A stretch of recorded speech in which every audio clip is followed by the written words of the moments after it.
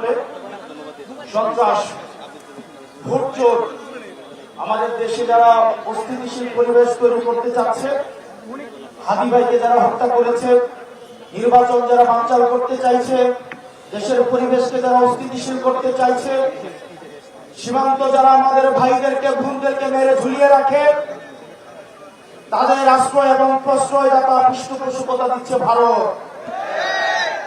ভারতকে স্পষ্ট ভাষায় বলতে চাই, যারা আমার দেশের সার্বভৌমত্বকে বিশ্বাস করে না,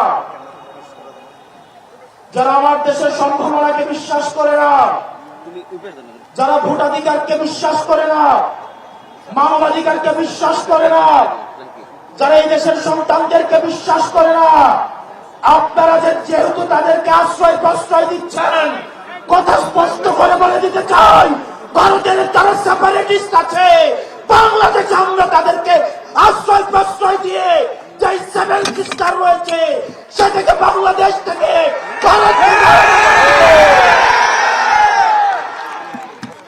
এই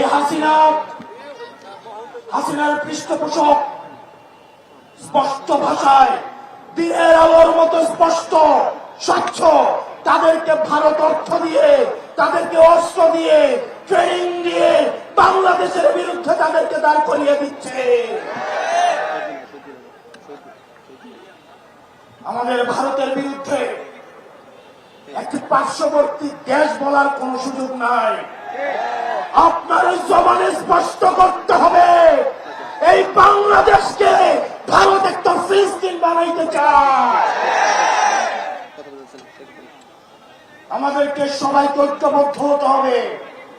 ক্ষমতার জন্য, গদির জন্য, মন্ত্রণালয়ের জন্য যারা দিল্লিকে কিবলা দিচ্ছে, এই বাংলাদেশের স্বাধীনতা তারা তৃতীয়বারের মতো বিক্রি করে দেওয়ার প্রস্তুতি নিচ্ছে।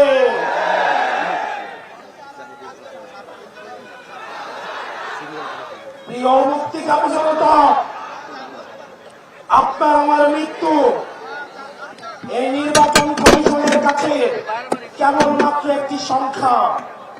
অথর্ব নির্বাচন কমিশন বলে হাদির মৃত্যু নাকি একটি বিচ্ছিন্ন ঘটনা। এই স্পাইনলেস মেরুদণ্ডবিহীন ইলেকশন কমিশনার, আমরা এমন একটি বিচ্ছিন্ন ঘটনা তোমার সাথে যেন ঘটে যেটির অপেক্ষায় থাকলাম। ইলেকশন কমিশনার কাদের প্রেসক্রিপশনে নিয়োজিত, কারা তাকে নিয়োগ করেছে?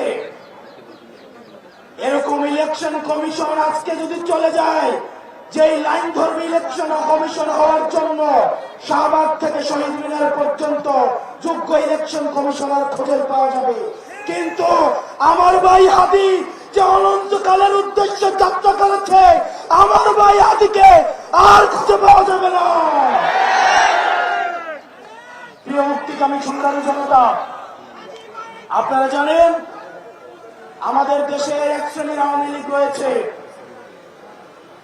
তারা শিক্ষক পরিচয়ে বিশ্ববিদ্যালয়গুলোতে কার্যক্রম পরিচালনা করে, যারা টকশোজীবী নামে হচ্ছে টেলিভিশনগুলোতে হত্যার বই কথা উৎপাদন করে, যারা নাট্যকর্মী পরিচয়ে, যারা নাটক সিনেমাতে আমাদের মতো সংগ্রামী মানুষের মৃত্যুর বৈধতা উৎপাদন করে, এই বিশ্ববিদ্যালয়ে নীল দলের যে পাঁচটা শিক্ষকরা রয়েছে তাদেরকে ধরে ধরে এই বিশ্ববিদ্যালয় থেকে বের করে দিতে হবে। এই নাটক সিনেমা থেকে আওয়ামী মুজিবের পাঁচটা এসব শিল্পকর্মীদেরকে দেশ থেকে বের করে দিয়ে ভারতে পাঠিয়ে দিতে হবে। টকশোজীবীদের উদ্দেশ্যে এই ভারতীয় আধিপত্যের বৈধতা উৎপাদন যারা করছে, যেসব টকশোজীবীরা, আপনাদের তাদের এই ফেসিস্টদের মানবাধিকারে আপনারা যারা বিশ্বাস করেন, তারা মজলুমের মানবাধিকারে বিশ্বাস করে না। আর দিন শেষে আজকে এই বেদিকে আপনারা যারা বসেছেন আর যারা আসেন নাই, আপনাদের দুইজনকেই বলি, ক্ষমতার লোভে অন্ধ হইলেন না।